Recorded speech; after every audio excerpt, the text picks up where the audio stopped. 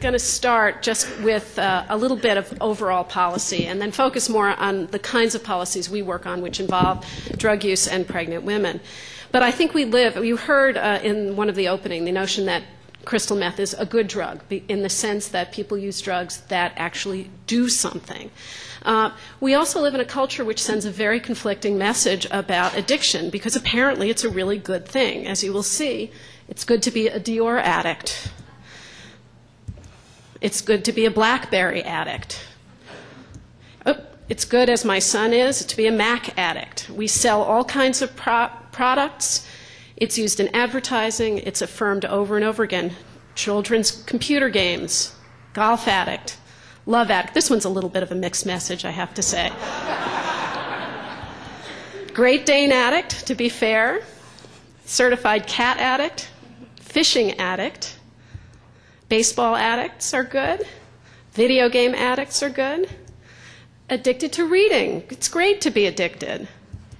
Speed addict. I love this. This is, for those of you who can't see this, it's a car speeding. It's a video game. And then being hooked is also terrific. Hooked on Mad Magazine.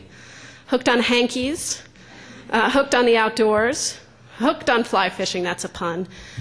Hooked on, I think this is a kind of Texas kind of legalized gambling. Hooked on Hebrew. To be fair, hooked on Jesus. And the most pernicious of all, hooked on phonics. So if you look at what's being said, it's rather confusing. And we pick certain things to go after, I think, too, as part of distraction. That if we focus on particular drugs and particular people who use certain kinds of drugs, it distracts our attention from the larger social issues on which we share values.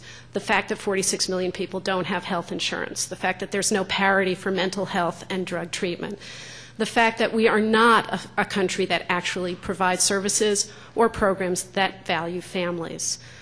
Women who give birth don't get paid maternity leave. We're one of 2 countries in the world like that.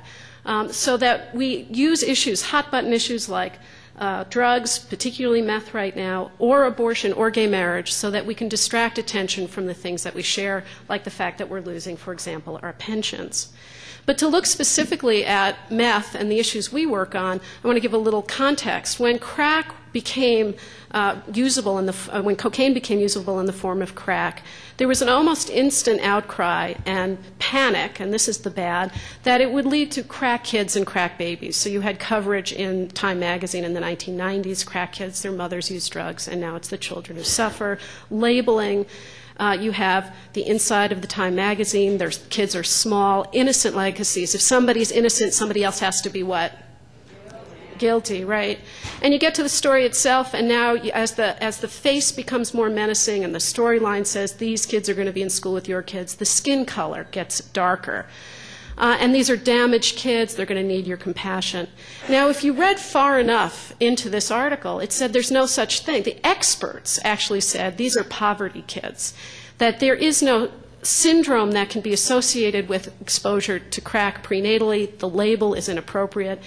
And yet you had stories in newspapers saying they were. And the result was not an influx of funding or treatment, but they started to arrest pregnant women as child abusers before they had ever given birth. So Kimberly Hardy gives birth to a child who tests positive for cocaine. The baby is healthy. She's charged with delivery of drugs to a minor. Britta Smith gives birth to a child who tests positive. She is also charged. She knew she had a problem. She went to the phone book, looked up every treatment program in Virginia. They all said, we'll put you on a waiting list because you'll be paying with Medicaid. There was no waiting list to be charged with child abuse. Crystal Ferguson goes for help in South Carolina, and she becomes one of 40 women who's subjected to a program of secretly testing pregnant women, turning that information over to the police and coordinating their in-hospital arrest. These are some BBC films of the women being taken out in literally chains and shackles. This was one other story from the New York Times, front page around crack. I can't say for sure it's crack, but I've never seen so many kids functioning at such low levels. And again, if you read the article carefully enough, it turned out that none of the kids in this classroom had been exposed prenatally to crack, to cocaine. But they had been children who had suffered poverty, witnessed murders, and other traumas. And thanks, Sheila Murphy wrote that letter to the New York Times saying this has nothing to do with prenatal exposure to cocaine. What we were afraid of and what we started to see with meth was that you would have the same kind of reaction. A few years ago, the 30 leading national researchers on prenatal exposure to cocaine did a public letter saying there's no such thing as a crack baby. That label doesn't fit because there is no particular syndrome of harm associated with prenatal exposure to cocaine. You started to see using crystal meth one time can cause damage. Now this is out when there's been absolutely no controlled research. This is already out there.